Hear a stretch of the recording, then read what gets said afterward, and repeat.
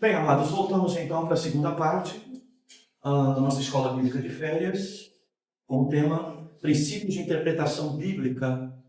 No primeiro horário, nós destacamos a palavra investigar como algo relevante e importante para nós usarmos como uma referência de um instrumento, uma ferramenta que nós devemos aprender a utilizar para interpretar o texto. O texto precisa ser investigado, ou seja, aí precisa ser feita uma série de questionamentos, uma série de perguntas, para então nós extrairmos informações que possam de alguma forma reduzir a distância entre o tempo, a realidade da escrita até os nossos dias, tá? Fazer com que isso se reduza ao máximo para nós então termos a melhor interpretação do texto, tá bom? Bem, vamos destacamos ainda que sem leitura não há pensamento crítico. Destacamos também ainda que muita gente lê, mas pouca gente pensa. E falamos que é preciso pensar, não basta apenas ler, é preciso pensar. Se já está difícil ler, imagina pensar, não é? Mas isso precisa ser feito para termos a melhor interpretação. Bem, aqui nós vamos então sair, não é? Desse conceito, muitas das vezes, que é obscuro a respeito da regra. Não é? Vamos dar alguns casos aqui bastante interessantes. Diz assim: entrei numa papelaria em Lisboa e perguntei: tem pendrive de 2 GB? Tem sim, senhor. Quero um. Mas aqui nós não vendemos. Vejam, não é? Bem, você viu aí que é Lisboa, né? Então, vai entendendo. O segundo posto. No Porto, entro em um bar totalmente vazio e pergunto, na cidade de Porto também, em Portugal, né? Pergunto ao homem que está passando pano no chão: bom dia, o bar está aberto? Ele me responde: pois não passaste pela porta? 3. Eu numa pizzaria, uma vez querendo saber o tamanho da pizza. A pizza grande são de quantos pedaços? Quantos você quiser. Depende de como você vai cortar. Segue. Quando você está certo do que comunicou efetivamente, o que queria, e mesmo assim não é compreendido, nem sempre isso é coisa de português.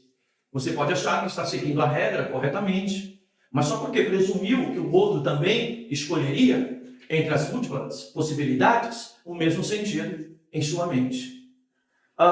O intérprete abordou esse tema em suas investigações filosóficas como um problema da regra, e ele diz: por isso, seguir a regra é uma prática, e acreditar que segue a regra não é seguir a regra.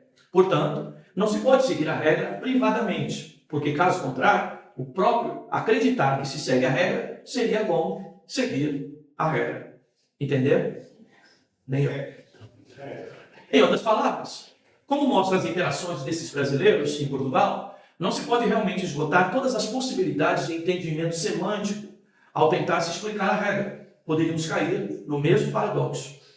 Ainda o intérprete diz assim: a certeza quanto ao uso correto não está na mente do indivíduo que formula possibilidades semânticas desprovidas de interação com o mundo em diferentes aplicações. Ao contrário, a certeza da compreensão está nas práticas comuns, pois não se pode duvidar de um mútuo entendimento quando ambos agem conforme o esperado. Minha professora, saindo do hotel em Lisboa, em 1900 e alguma coisa: moça, pode chamar um táxi? Sim. 1 hora depois: moça, cadê meu táxi? Quer que eu chame o táxi agora?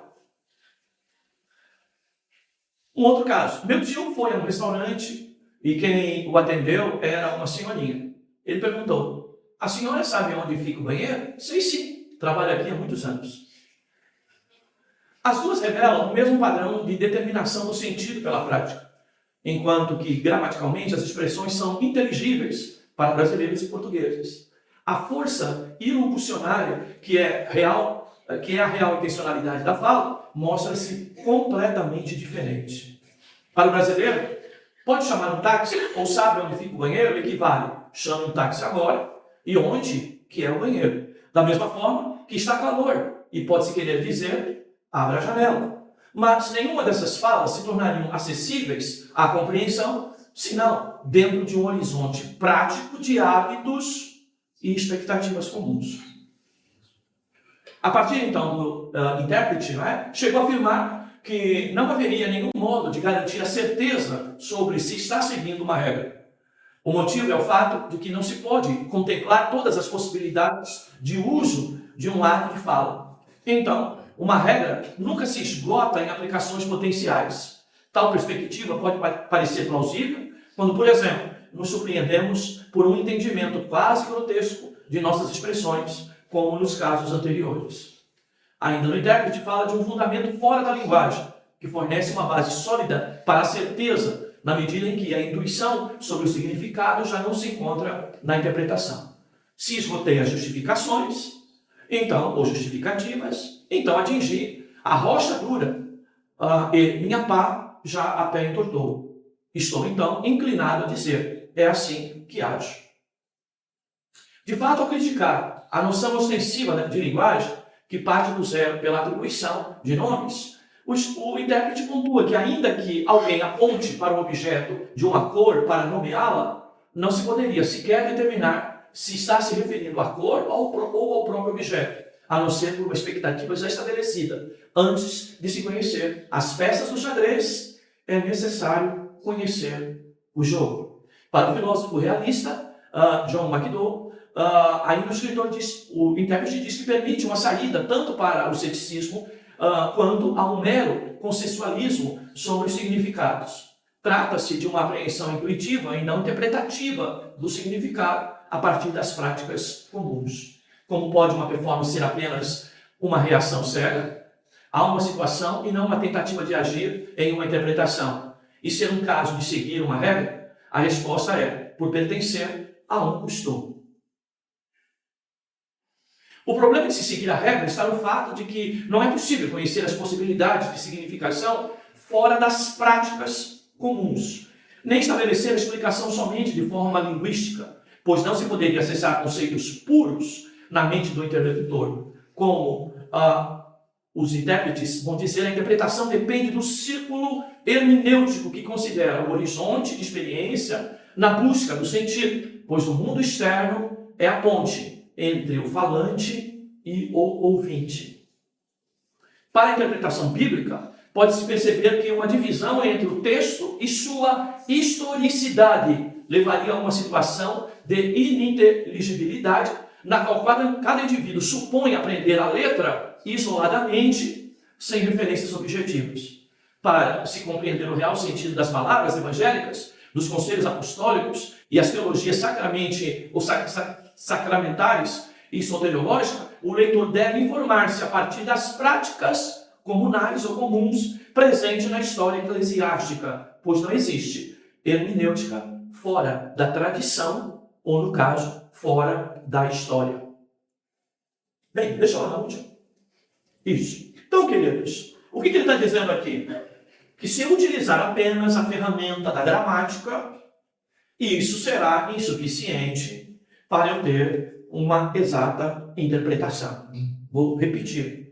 Não basta apenas conhecer a gramática, a linguística, a construção e o sentido da língua, digamos, a nossa portuguesa. Tá? Não basta apenas conhecimento gramatical. Não basta apenas eu me deter a questões linguísticas, semântica, as questões ligadas à palavra. Eu preciso entender que, dependendo do tempo, do lugar, da nacionalidade, das circunstâncias, a palavra no texto pode ganhar um outro tipo de sentido que isoladamente ela não terá, caso eu a use. Entenderam? Procure simplificar da melhor maneira possível, porque o nosso escritor ali é bem técnico, né? Vou repetir. A palavra apenas no texto é muito pouco para nos dar um sentido mais próximo da realidade. Eu preciso pegar essa palavra e colocar ela num contexto histórico. Quem escreveu, onde escreveu, em que circunstâncias escreveu, o que estava acontecendo, para que ele escreveu, para que a palavra ganhe, então, um sentido amplo e de acordo com aquilo que eu quero. Tá bem, queridos? Por isso, a nossa interpretação tem que ser gramatical, histórica. Gramatical e histórica. Gramatical e histórica. a palavra é importante, a gramática é importante, a língua portuguesa é importante, eu tenho que dominar, eu tenho que entender. Todavia, as palavras terão um sentido mais próximo do exato à medida em que eu colocar ela dentro do seu contexto histórico. Tá bom, queridos? É mais ou menos assim. A tal pessoa me disse aquilo. Aí você vai dizer, mas em que circunstância, em que contexto ela falou aquilo? Às vezes a palavra vai ganhar até um outro sentido, uma outra compreensão. Tá bom, queridos? Bem, é isso. Eu trouxe um caso prático agora para os irmãos, que é a nossa pregação.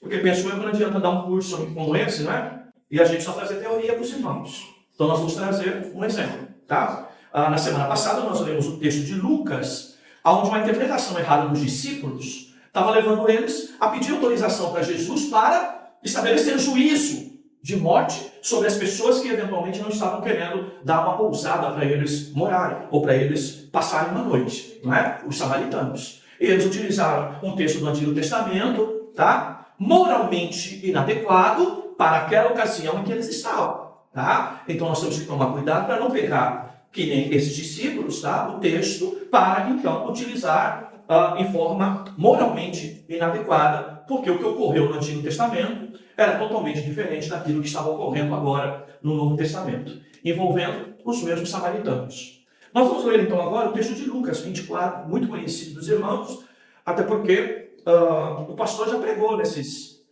23 anos de igreja que vamos fazer agora em março, muitas vezes esse texto, não é? Muitas vezes. É Lucas 24, a partir do verso 13, tá?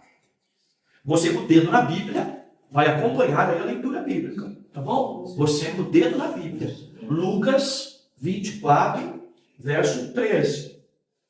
Diz assim: nesse mesmo dia, dois discípulos, né, seguiam para um povoado chamado Emaús, distante de Jerusalém, 60 estádios. E iam comentando tudo o que havia acontecido. Enquanto comentavam, discutiam, o próprio Jesus se aproximou e começou a acompanhá-los. Mas os olhos deles estavam como que fechados, obscurecidos, para usar a palavra de hoje, de modo que não o reconheceram. Então, ele lhes perguntou: do que estás falando pelo caminho? Eles então pararam tristes e disseram, um deles, diz então, chamado Cleopas, respondeu: és tu o único visitante em Jerusalém que não sabes das coisas que ali aconteceram nesses últimos dias? E eles lhe perguntou: quais? Tá? Então você vai ver aí, né? Verso 17. Do que estás falando? No 19. Quais? Sempre a pergunta, tá? Então num texto bem investigativo. E eles responderam: assim diz a respeito a Jesus, o Nazareno, que foi profeta, poderoso em obras e palavra diante de Deus e de todo o povo. E como os principais sacerdotes e as nossas autoridades o entregaram para ser condenado à morte e o crucificaram. Nós esperávamos que fosse ele o que traria a redenção a Israel. Além disso, já faz 3 dias que essas coisas aconteceram. Também é verdade que algumas mulheres em nosso meio nos encheram de espanto, pois foram de madrugada ao sepulcro dele. E não achando o corpo, voltaram, afirmando ter tido uma visão de anjos que dizia que ele está vivo. 24. Alguns dos que estavam conosco foram ao sepulcro e confirmaram o que as mulheres haviam falado, que não o viram. Então eles lhe disseram: ó tolos, que demorais a crer no coração em tudo que os profetas disseram. Acaso o Cristo não tinha de sofrer essas coisas e entrar na sua glória? E começando por Moisés e todos os profetas, explicou-lhes que constava a seu respeito em todas as Escrituras. E quando se aproximaram do povo, para onde se dirigiam, Jesus fez com que ia seguir adiante. Eles, porém, insistiram: fica conosco, pois já é tarde, e o dia está terminando. E então entrou para ficar com eles. Estando com eles à mesa, Jesus pegou o pão e o abençoou, e partindo, o distribuía. Então, os olhos dele foram abertos, e o reconheceram, e ele desapareceu diante deles. E disseram uns aos outros: acaso nosso coração não ardia pelo caminho, quando ele nos falava e nos abria as Escrituras? E na mesma hora, levantaram-se e voltaram para Jerusalém, e encontraram reunidos os 11, e os que estavam com eles, os quais diziam: é verdade, o Senhor ressuscitou e apareceu a Simão. Então os dois contaram o que havia acontecido no caminho e como reconheceram no partir do pão. Amém. Bem, queridos, nós estamos num texto aqui que o contexto é fácil de entender. Nós podemos aplicar isso aqui na historicidade envolvendo a morte e a ressurreição de Jesus. O texto é óbvio que historicamente está falando sobre este assunto. Tá? Mas aí eu pergunto a vocês, analisando o texto, investigando o texto, aonde que está o erro de interpretação? Você responde me dando o versículo, tá? Me responde dando o versículo. Aonde o texto tem e apresenta a interpretação errada, a evidência de interpretação errada, tá? Quem pode me dizer isso? Lá atrás, os irmãos que não participam de seminário teológico de preferência, né?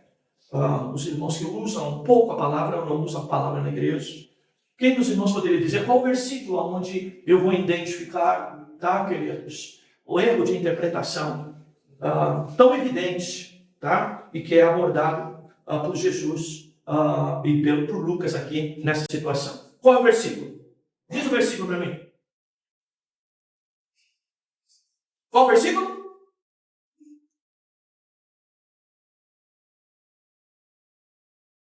Eu quero uma interpretação errada.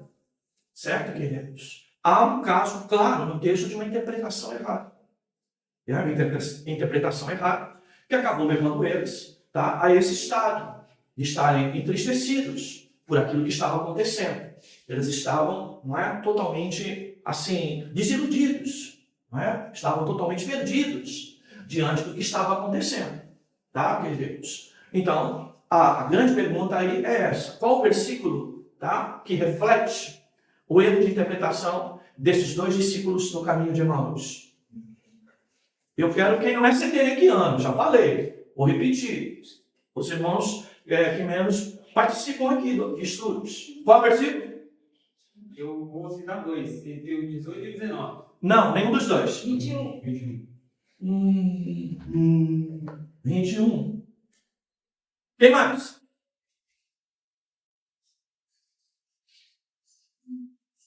Vem, queridos. Observe o 21. Está corretíssimo. Uma Cláudia, a esposa, foi na lata. Ensina. 21. Olha o versículo. Nós esperávamos que fosse ele o que traria a redenção a Israel. Mas já fazem 3 dias que essas coisas aconteceram. Esperávamos. Proloxina, né? Não? Acento na antepenúltima. Esperávamos. Olha só. O que o texto quer dizer aqui? O que o texto está falando para nós? Que eles tinham uma expectativa, ou criaram uma expectativa, criaram uma esperança, tá? Em cima da pessoa de Jesus, e que essa esperança tinha terminado porque Jesus estava morto. Ok, queridos? Essa é a interpretação dos nossos irmãos aí. Então, eles andaram com Jesus, ouviram as pregações de Jesus, presenciaram os milagres de Jesus, tá? Congregaram com Jesus, estavam juntos com Jesus e com os demais apóstolos ou discípulos, tá? Eles eram seguidores de Jesus, porém, a fé deles foi construída em cima de esperança falsa, de expectativa falsa. Por quê? Porque a morte de Jesus era para eles o fim o quê? Das suas expectativas terrenas. Porque quando eu coloco a minha esperança, a minha expectativa, a minha fé em coisas terrenas, tá? A morte é o fim delas. Tá? Então, essa a realidade. Como diz alguém, enquanto há vida, há esperança. Como não havia mais vida, havia morte. Então não tinha mais esperança para eles. Então nós observamos essa interpretação errada por parte dos dois discípulos. E que por conta disso estava levando eles o quê? A tristeza, a desilusão, a decepção. tá? A estarem perdidos, a estarem confusos, inclusive, sem saber o que fazer. Segue aí, querido. Bem, todas essas citações aí, e outras, tá, irmãos? Mas todos esses textos aí estão falando a respeito de Jesus. E o que você vê Jesus fazendo? Jesus, então, entende de que essa expectativa errada deles foi criada em cima de quê? Provavelmente de profecias bíblicas. Tá? E Jesus, então, ele começa a responder todas essas coisas, tá? Usando as profecias. Ele vai dizer no 25. Então eles lhe disse, ó tolos, em outras traduções, nécios, que demorais a crer no coração em tudo que os profetas disseram ou escreveram. Tá, queridos? Então, ele está falando aqui de nécios, de tolos. Qual a outra expressão para demorais que eles usam aí? Que o texto usa? Demorais, qual é a outra expressão, por favor? Tardios. Tardios, exatamente. Então, veja, essa ideia aqui nos passa no texto a sensação de demora para entender. Essa ideia que o texto quer passar, de demora para entender, para nós, de maneira clara, é que estavam entendendo errado. E não que demoravam para entender. Tá? Mas a ideia aqui significa exatamente essa, que eles demoravam para entender, no texto original, que nós podemos dizer que eles estavam entendendo errado, por quê? Porque criaram expectativas falsas, erradas.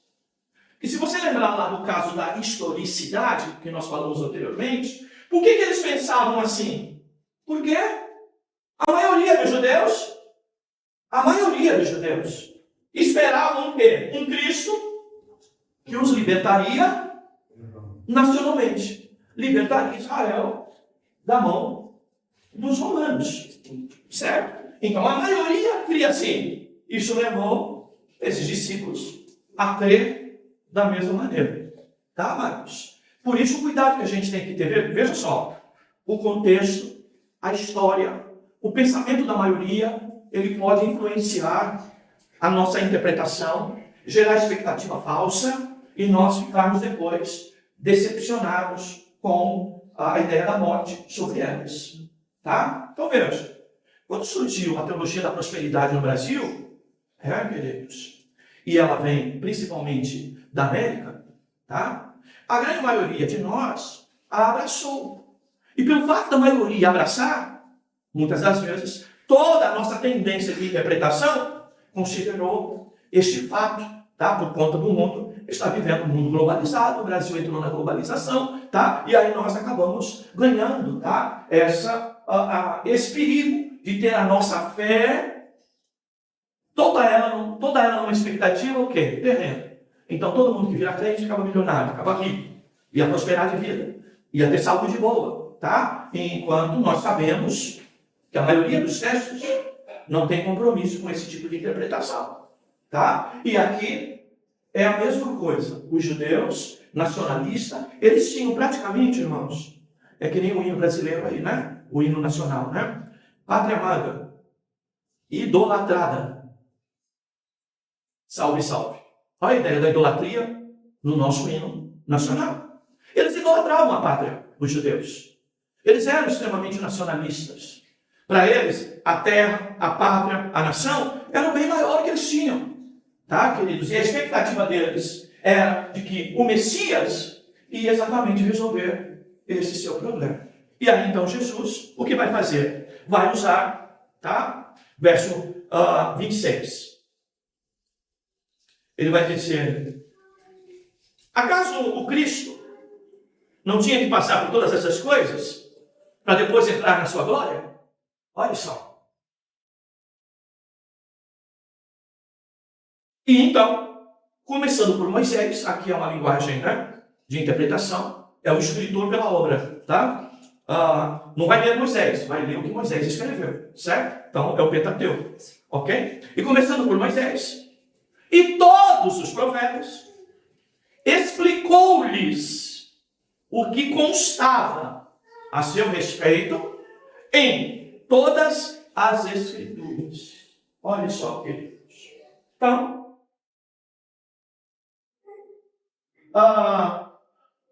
não é assim que está escrito?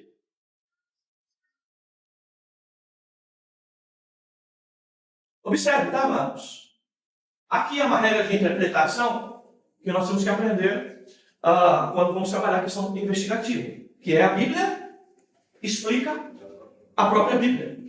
Ok, queridos? Por quê? A Bíblia é um conjunto de livros, 66 livros, tá? Então, o que ocorre com a Bíblia quando eu tenho dificuldade em entender determinado texto?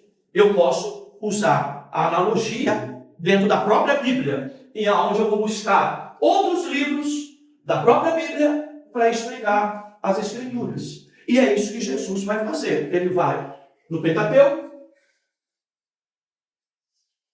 Acho que eu coloquei um versículo lá no Pentateuco, do Deuteronômio, né? E também ele vai nos profetas. Tá? Nós colocamos também lá Isaías. E eu acrescentei ainda Cânticos, né? Aí em Salmos, né? Para mostrar o que estava escrito. Então veja, o que estava acontecendo e que era a razão para a decepção deles, a morte de Jesus, na verdade deveria ser o quê? O ressurgimento da esperança e não a morte da esperança. Por quê? Tudo o que estava acontecendo estava escrito exatamente e que Jesus deveria passar exatamente por aquela situação. Tá bom, queridos? Então você vê. Eles conheciam o Antigo Testamento? Sim, como judeu, conheciam. Às vezes nós conhecemos também um pouco a Bíblia. Mas o que ocorre? As nossas expectativas, a nossa esperança está em coisas erradas. Tá, queridos? E nós temos que tomar cuidado com isso.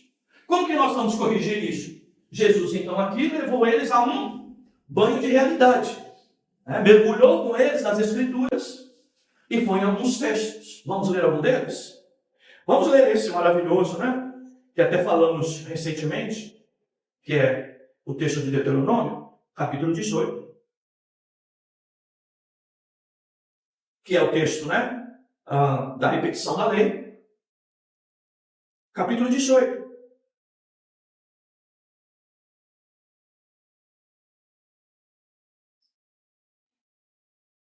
E que Jesus explica algo aqui muito relevante até para nós.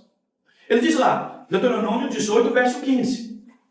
O Senhor teu Deus levantará um profeta semelhante a mim, do meio de ti, dentre teus irmãos. A ele ouvirás. Conforme o que pediste ao Senhor teu Deus no Horebe, no dia da Assembleia, não quero mais ouvir a voz do Senhor meu Deus, nem olhar mais para este grande fogo, para que eu não morra. Então o Senhor me disse, falaram bem naquilo que disseram. Levantarei no meio de seus irmãos um profeta semelhante a ti, e lhe porei na boca as minhas palavras, e eles lhes falará tudo o que eu lhes ordenar. Olha só que texto maravilhoso, você vai ver aí uma realidade séria. Qual é a realidade séria do texto? Tá? Que falamos um pouco na semana passada da expressão fogo, inclusive, né? Fogo do céu. Veja essa expressão que está aí no texto, fogo. Então, eles olhavam, os israelitas, desde a saída lá do Egito. Eles olhavam, não é? Para essa realidade, a realidade, não é?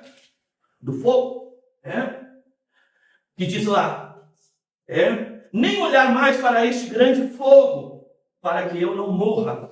Então está se referindo aqui a ideia do quê? De que a revelação do Antigo Testamento, muitas delas, né, feita de maneira eventual, a respeito de Deus e das coisas de Deus, mostra que eles tinham uma ideia de fogo, como uma ideia exclusiva, tá, de condenação. Então a fala de Deus pela lei, tá, era fogo que condenava as pessoas que não cumpriam a fala e o fogo representando nela, que quer dizer a alma que pecar, esta morrerá. Tá, queridos? Essa é a ideia aqui. Tá? Então, o texto vai nos dizer que o povo tinha dificuldade de entender essa fala e essa palavra, porque ela gerava muitas das vezes sensação de juízo e de morte, mas de que Deus ia levantar alguém com uma palavra em que eles ouviriam e que essa palavra então seria palavra de vida. Essa ideia, irmãos, está contida aqui em Lucas. Na ideia, primeiro, do fogo que aquece. Tá? Quando eles vão dizer assim,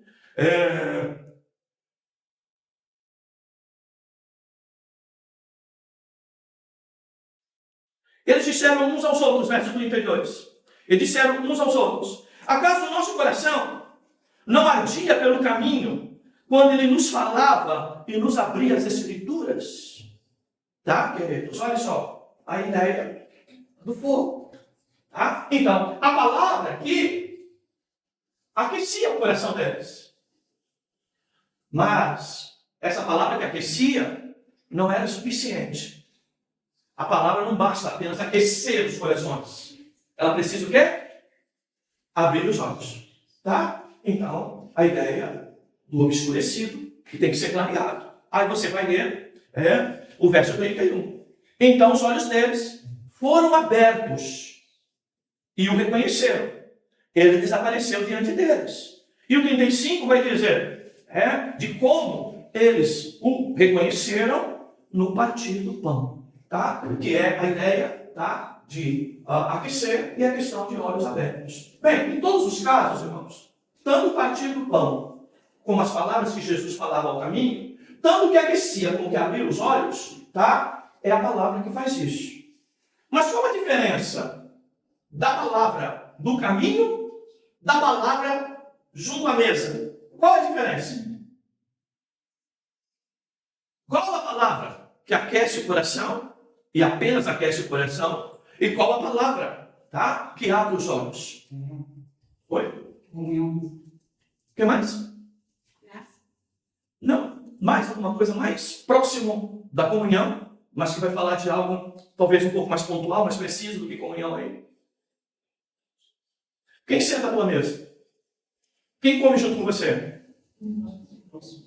Mais próximo? Intimidade. Opa! Essa é a palavra que quer. A intimidade. Ok, queridos? Andar no caminho ouvindo a palavra é bom, aquece o coração, traz alguma esperança, traz algum consolo, traz alguma coisa, mas tudo isso não é definitivo. Às vezes não nos dá clareza definitiva sobre tudo aquilo que Deus quer apresentar para nós. Mas é na intimidade que os olhos vão ser abertos. Você pode vir na igreja, ser um visitante, dizer: eu gosto de ir lá, gosto de ouvir a palavra. Isso é uma coisa legal, eu entendo, mas isso não é suficiente. O que o texto quer mostrar para nós? Que nós precisamos o quê? É de usufruir de intimidade com Deus. E essa intimidade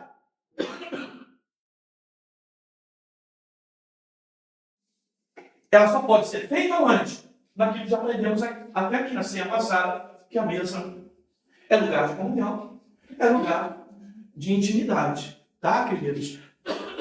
Então, amados, é nesse momento aqui que os olhos deles, os olhos se abriram. Por quê? Jesus pregou sobre sua morte, falou sobre sua ressurreição. Acabaram de dizer para eles, antes de sua morte, que ele ia para o Pai, não é? Ia para o Pai, mas voltaria, não é? Que precisava preparar lugar, mas que enviaria o Consolador. Jesus havia falado tudo para eles, mas eles não tinham expectativa nisso. Porque há expectativas falsas, eles se recusavam a enxergar o que era verdadeiro. Vocês entendem o que eu quero dizer, queridos? Muitas das vezes nós criamos tanta expectativa falsa que a verdade é colocada diante de nós e nós recusamos ela. Tanto que está encrostado dentro do nosso ser a esperança no falso, a esperança no irreal, a esperança na fantasia. Tá, queridos? Então veja, o que é a interpretação errada? Andaram com Jesus, conheciam os textos bíblicos, conheciam o Antigo Testamento, tá? Andaram com Jesus, viram milagres, viram ministrações, viu Jesus ressuscitar mortos, tá, queridos? E a fé deles estava como que escurecidas, porque a esperança deles estava em outras coisas, tá, irmãos? Muitas das vezes Deus está trabalhando nas nossas vidas, mas por nós temos expectativas totalmente diferentes, a gente não consegue enxergar aquilo que Deus está fazendo em nós. Tá, amados? E esta é a realidade de uma interpretação errada, aonde eu vou criando expectativas falsas. Vamos para o texto, irmão? Vamos ler os textos? Nós já lemos Deuteronômio, né? Vamos ler Salmo 2,7. Bastante texto de Salmos.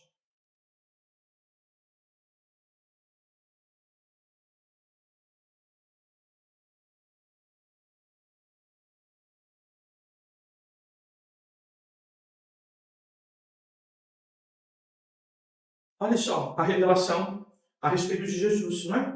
2,7. Proclamarei o decreto do Senhor. Ele me disse, tu és meu filho, hoje te gerei. Tá? Está se referindo o quê? A pessoa de Cristo. E esse texto aqui, que muitos usam para dizer que Jesus, não é?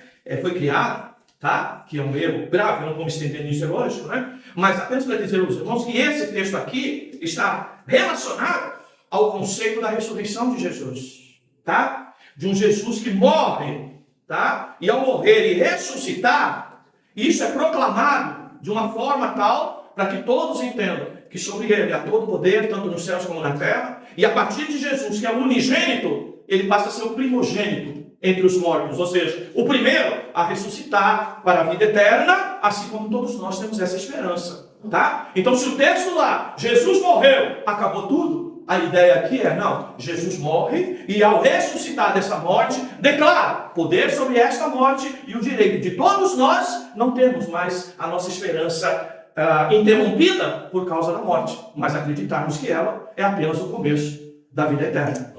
Amém, queridos? Essa é a ideia do texto. Bem, ainda, Salmos 16.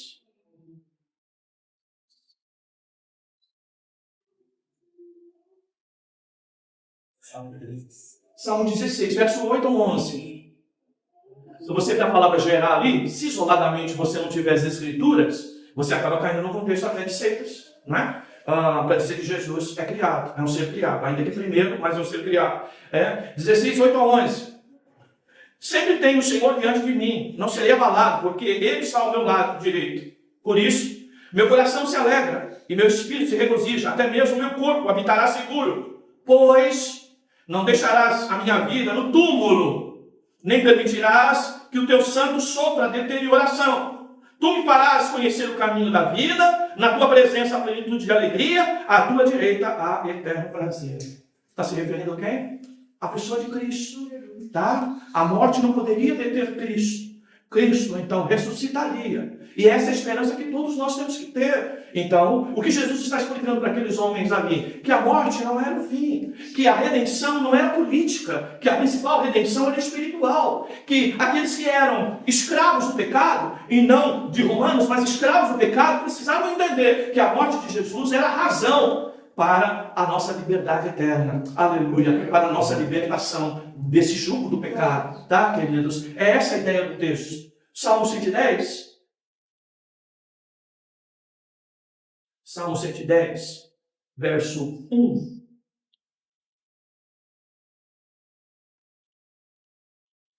O Senhor disse ao meu Senhor, assenta-te à minha direita, até que eu ponha teus inimigos debaixo dos teus pés. Tá, querido? Está se trazendo a ideia do quê? Desse Jesus ressurreto e que depois senta à direita de Deus e que vencerá todos os inimigos, a saber, o pecado, o mundo, o sistema e também o diabo. Tá, queridos? Então, está falando de um rei que não é passageiro, que não é de uma nação, mas que é um rei eterno, um rei que está acima de todas as coisas, que governa e comanda em todas as situações. Tá, queridos? Que reinos se abatem, como já ouvimos aqui, reis são removidos do seu lugar, mas Jesus está sentado como rei eternamente. Tá? Então, a nossa redenção não é nacional, a nossa redenção é total. Espiritual, né, queridos? Ainda, Salmo 118, versos 1 até o 29. E que vai falar bastante, tá? De toda a construção israelita. Eu vou ler essa parte, tá? Verso 118. Rendei graça ao Senhor, pois Ele é bom. O seu amor dura para sempre. Diga, Israel, o seu amor dura para sempre. Diga a casa de Arão, o seu amor dura para sempre. Diga os que temem o Senhor, seu amor dura para sempre. Aleluia. Olha só, queridos, nosso Deus não é Deus passageiro. Também não é aquele que oferece algo que é passageiro. O amor de Deus é para todo sempre. Aleluia. Diga, pastor Luiz, o seu amor dura para sempre. Diga, igreja da reconciliação, o seu amor dura para sempre. Aleluia. Está falando o quê? Da eternidade de Deus e de todos os benefícios da morte de Jesus para conosco. É para sempre. Aleluia. Bendito seja o nome do Senhor. Para sempre o seu nome seja louvado e adorado. Aleluia. Verso 6. O Senhor está comigo. Não terei medo. O que me pode fazer o homem? No caso de Jesus, levar a morte de cruz. Mas no sentido maior, não poderão me manter na morte. Queridos. O Senhor está comigo, entre os que me ajudam. Por isso, verei cumprir-se o meu desejo naqueles que me odeiam.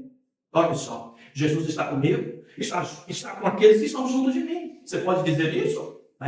Essa é uma verdade que nós devemos sempre buscar, tá? É melhor buscar refúgio no Senhor do que confiar no homem, tá? É melhor buscar refúgio no Senhor do que confiar em príncipes, tá, queridos? E aí ele vai, dando toda essa realidade.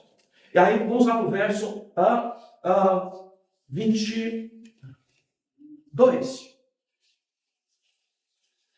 A pedra que os construtores rejeitaram, essa se tornou a pedra principal, ou a pedra angular. Olha só, o Cristo rejeitado pela maioria, tá, queridos? É esse Cristo que se tornou o fundamento principal para a nossa salvação. Aleluia.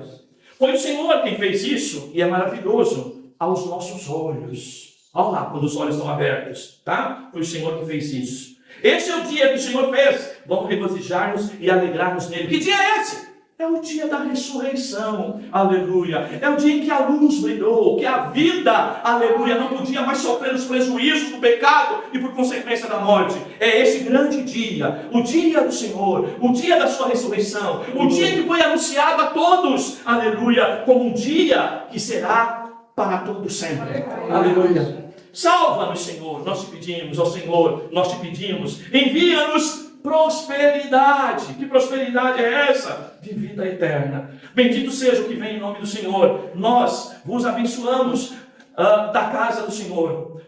O Senhor é Deus e faz resplandecer sua luz sobre nós. Preparai a festa com ramos até as pontas voltar. Tu és o meu Deus, eu te renderei graças. Tu és o meu Deus, eu te exaltarei. Rendei graças ao Senhor, pois Ele é bom e seu amor dura para sempre. Aleluia. Aleluia. Bem, a ideia de dura para sempre é que além de Deus ser eterno, o seu amor também é eterno. E ele só pode ser um amor permanente se eu gozar ele de maneira permanente e eternamente. Tá? Então a maior revelação de Deus aí é o Deus eterno, com um amor eterno, nos fez em Cristo eterno para usufruir desse amor eterno presente que nós desfrutamos junto com ele, que é eterno. Aleluia. Aleluia. Bendito seja o nome do Senhor. Ainda um texto lindo, né? De Isaías 53. Então veja. Interpretação errada, expectativas erradas, esperanças frustradas, esperanças falsas. Construída em cima de quê? Talvez de pensamentos nacionalistas, interpretações gerais, tá? Mas que são devidamente explicados e mudados através da boa interpretação. Aí Isaías 53, 7 e 2. Ele diz, olha lá, ele foi oprimido e afligido, mas não abriu a boca. Como um cordeiro que é levado ao matadouro e como ovelha muda diante dos seus tosqueadores, ele não abriu a boca. Olha só. Se cumpriu isso em Jesus? É desse Jesus que aqueles homens estavam tão, assim, desesperados, desesperançosos, digamos assim? Isso não cumpriu-se nele? Ele não foi oprimido e afligido? Ele não levantou qualquer possibilidade de justificar-se para se livrar da cruz? Ele aceitou a sua morte pacificamente? É o verso 7. Isso não se cumpriu nesse Jesus? Ele não foi levado por juízo opressor? E a sua descendência, quem a considerou? Teve filhos, Casou, teve filhos. Quem considerou a possibilidade dele ter descendência? Pois ele foi tirado da terra dos viventes.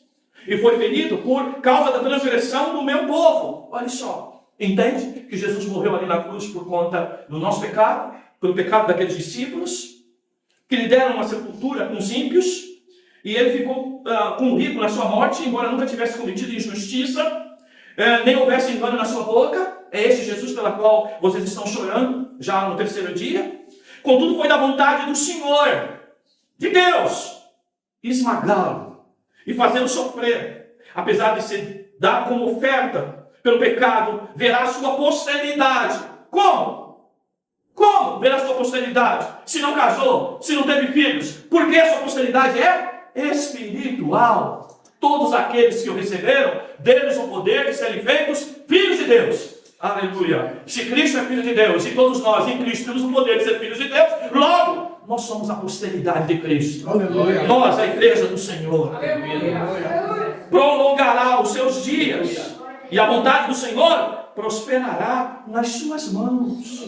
Foi para isso que ele veio, para nos gerar vida e vida eterna. Olha, ele verá o fruto do trabalho da sua alma. Aleluia. Quem é o fruto do trabalho da sua alma? Os discípulos. Você, eu, a igreja, todos nós. E diz que ele ficará satisfeito. Aleluia. Aleluia. Com o seu conhecimento, meu servo justo justificará muitos e levará sobre si as maldades deles.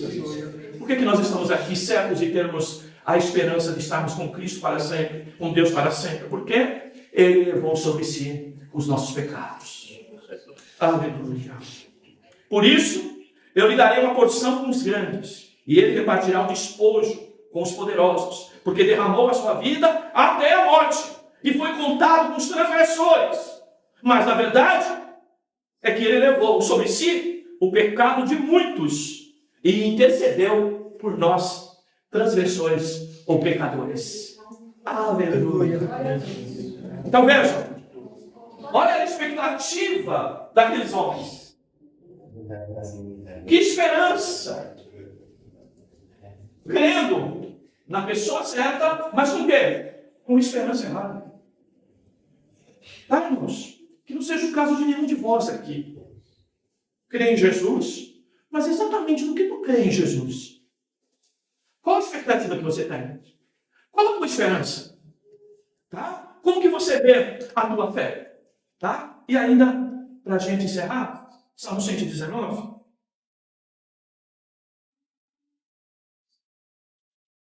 Verso 18.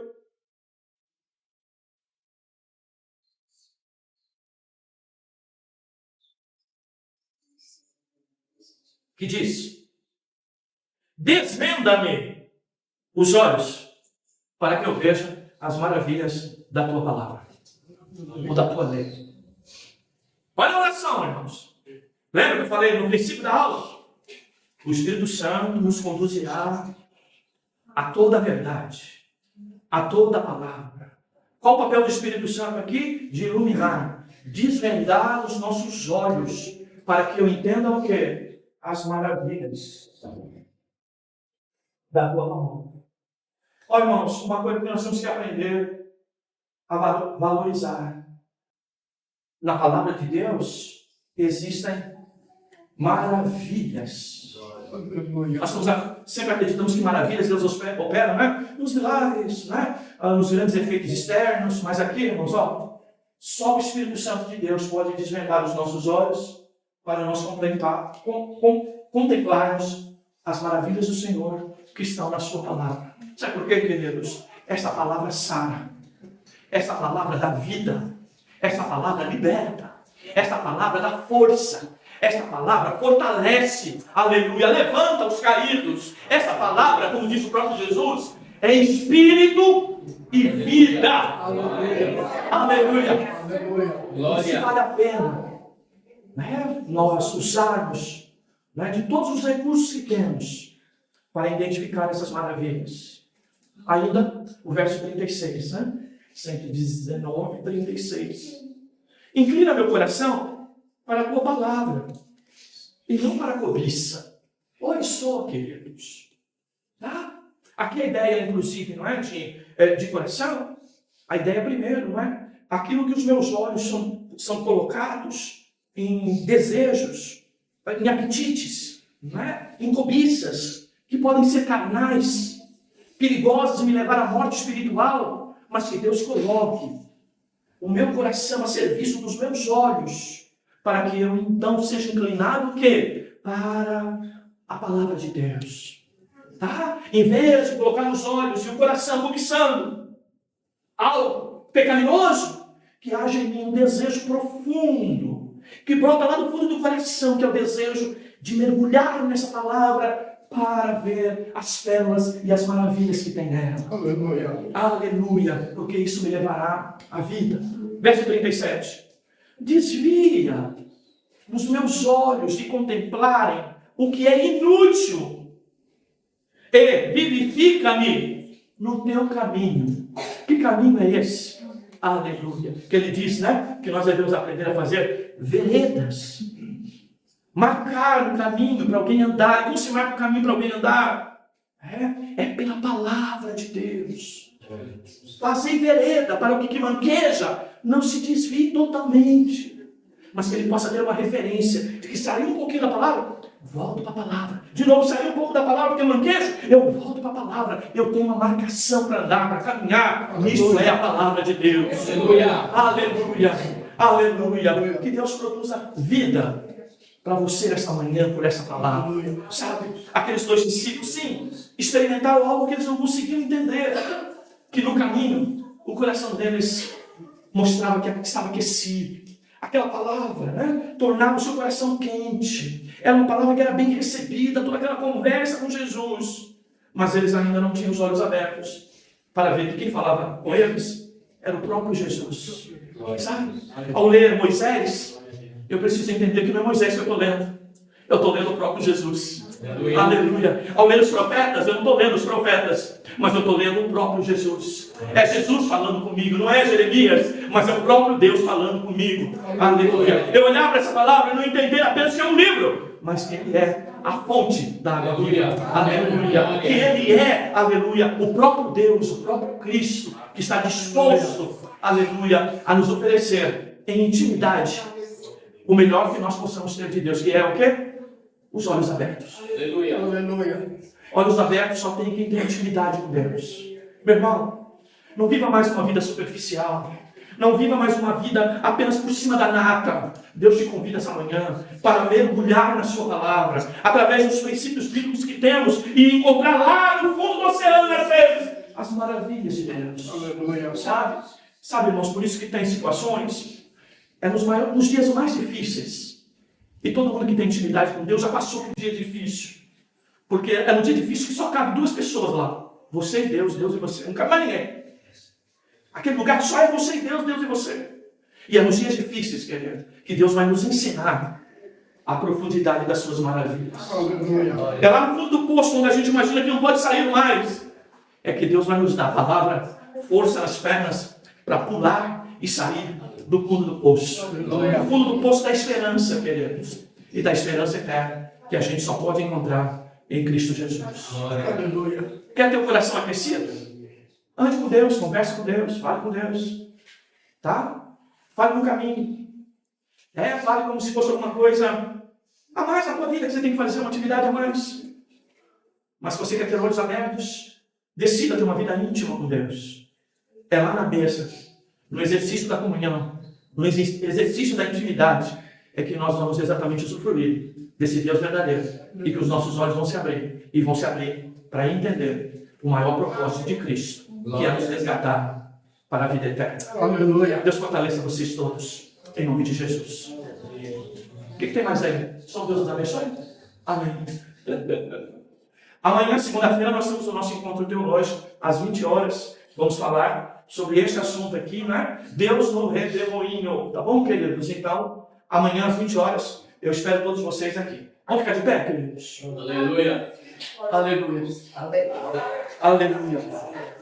Você tem louvor para dar para Deus esta manhã? Aleluia. Você tem adoração para oferecer ao Senhor esta manhã? Aleluia. você redescobre o valor dessa palavra com uma ministração como essa. O quanto você está perdendo por falta de intimidade com Deus, que você decida entrar por esse caminho de intimidade com Deus.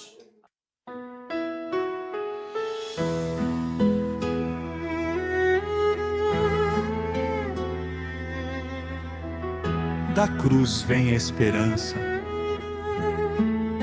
do sangue a expiação. Meu coração se derrama, Senhor. Recordo a dor que por mim carregou, o santo traspassado na cruz. Minha culpa o teu sangue lavou. O que parecia derrota era o teu plano de amor. Na dor que rompe a noite, nasce a luz do Salvador. Na cruz vejo graça, no túmulo vazio vitória. Jesus é quem salva, a Ele toda a glória. Não é pelo que faço, é pela tua redenção. As obras que eu vivo são fruto da transformação.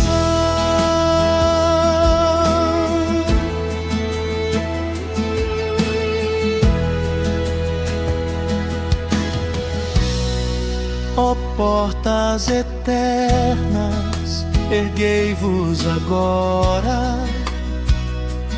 Entra o Rei da glória, Senhor. A morte foi vencida ao amanhecer. Ele vive, Ele reina em poder. Da cruz ao trono eterno, ressurge o Filho de Deus, o Rei que foi ferido, hoje reina entre os céus. Da cruz vem a vida, da graça o perdão. Caminho contigo, habita em meu coração. Onde Cristo reina, tudo volta a florescer. Minha vida é tua, ensina-me a te obedecer. Na cruz vejo graça, no túmulo vazio vitória. Jesus é quem salva, a Ele toda a glória. Graça que me alcança, vida que vem do altar. Meu Salvador eterno, pra sempre vou te